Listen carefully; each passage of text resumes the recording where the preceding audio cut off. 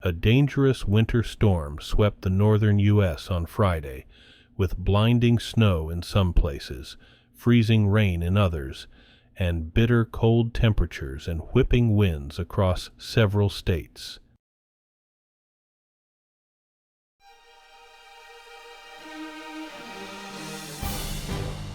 Today is Saturday, January 13th, 2024, and this is the Dunkley Report.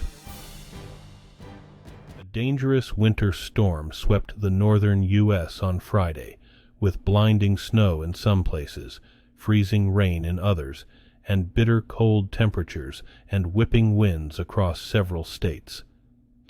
Authorities in Cook County, Illinois, say a man died from cold exposure on Thursday in a Chicago suburb.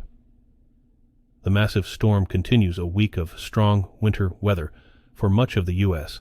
that has led to deadly avalanches and treacherous ice-covered roads. A man was believed dead after an avalanche in the Idaho backcountry. A Wisconsin man died while snowblowing his driveway. Political leaders in Illinois implored Texas Gov. Greg Abbott to stop sending migrants to Chicago, which is on the verge of dangerous weather. However, Abbott refused. The U.S. military has struck another Houthi-controlled site in Yemen that it had determined was putting commercial vessels in the Red Sea at risk. That's according to a statement from U.S. Central Command. The first day of strikes against the Iranian-backed rebels on Friday hit 28 locations. The U.S. says follow-on action, early Saturday local time, against a Houthi radar site used Tomahawk land attack missiles. Biden was asked on Saturday as he left the White House about the message sent to Iran from the U.S. strikes. He said, "We delivered it privately, and we're confident we're well prepared." Germany says it will intervene in the proceedings against Israel at the UN's highest court, accusing it of committing genocide in Gaza. German government spokesman Stefan Hebestreit said in a statement Friday that there is no basis whatsoever for an accusation of genocide against Israel at the International Court of Justice. Hebestreit says he understands that different countries view Israel's operation in Gaza differently, but that Germany firmly and expressly rejects the accusation of genocide against Israel at the International Court of Justice.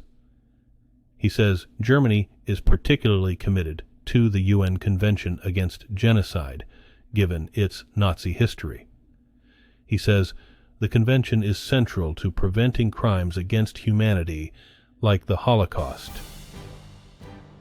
From his hospital room, Defense Secretary Lloyd Austin first orchestrated and then watched in real time as the U.S. retaliatory attack on Yemen-based Houthi militants unfolded Thursday night. It was the latest in a series of responsibilities Austin has carried out from Walter Reed National Military Medical Center, where he has been recovering from complications due to treatments for prostate cancer that he initially did not disclose.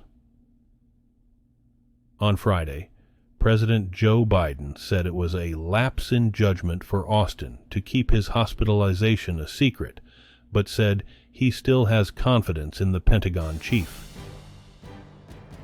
Republicans say President Joe Biden's plan to start canceling student loans for some borrowers in February is an attempt to win voters ahead of the 2024 presidential election. Cancellation was set to begin in July under the new SAVE repayment plan, but is being unrolled earlier to provide faster relief to borrowers. The Democratic president said, Friday, it's part of an effort to give more borrowers breathing room. Borrowers will be eligible if they're enrolled in the new SAVE plan, if they originally borrowed $12,000 or less to attend college, and they've made at least 10 years of payments. North Carolina Republican Representative Virginia Flop says the plan will dump kerosene on a raging student debt fire. The Justice Department is asking the Supreme Court to order Texas to stop blocking Border Patrol agents from a portion of the U.S.-Mexico border, where large numbers of migrants have crossed in recent months. The request Friday sets up another showdown between Republican Gov. Greg Abbott and the Biden administration over immigration enforcement. The dispute comes after Texas this week put up fencing to take control of a public park in Eagle Pass. The border city was a popular crossing point for migrants entering from Mexico last year.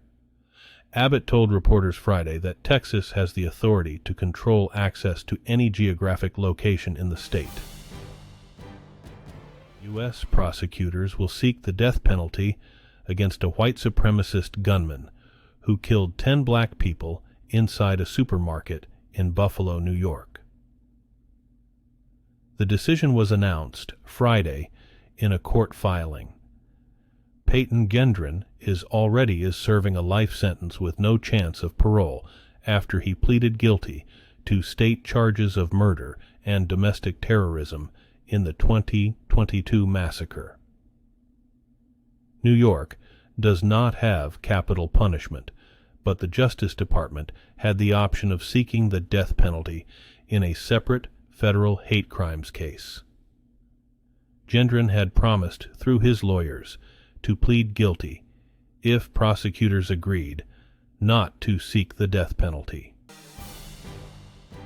The Federal Aviation Administration says it will increase oversight of Boeing and audit the production of the 737 MAX 9 jetliner after a panel blew off an Alaska Airlines plane in mid-flight last week. It was the latest in a string of mishaps at the troubled aircraft maker. The FAA said Friday that it would judge whether Boeing and its suppliers followed approved quality procedures.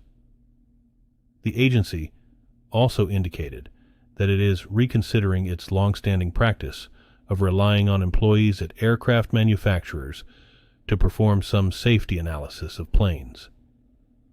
The move comes just a day after the FAA announced an investigation into whether Boeing failed to make sure a fuselage panel that blew off was safe and manufactured to meet the design that regulators approved.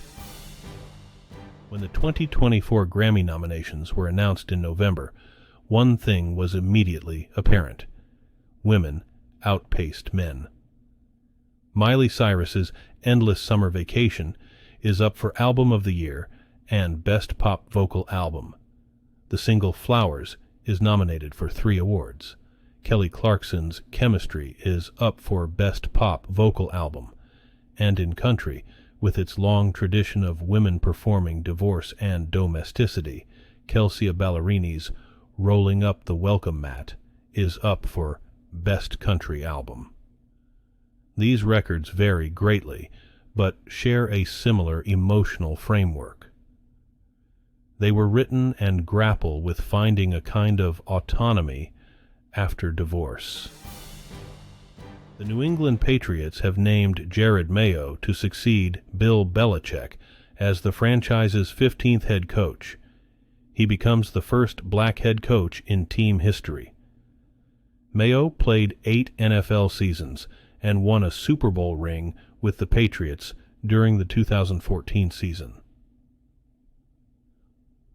Mayo's hire comes a day after Belichick agreed to part ways with the Patriots after a 24-year run that included 6 Super Bowl wins. Mayo will be formally introduced at a news conference on Wednesday. Today's news was reported by the Associated Press. This has been the World News for Saturday, January 13th, 2024. Thanks again for joining us at The Dunkley Report.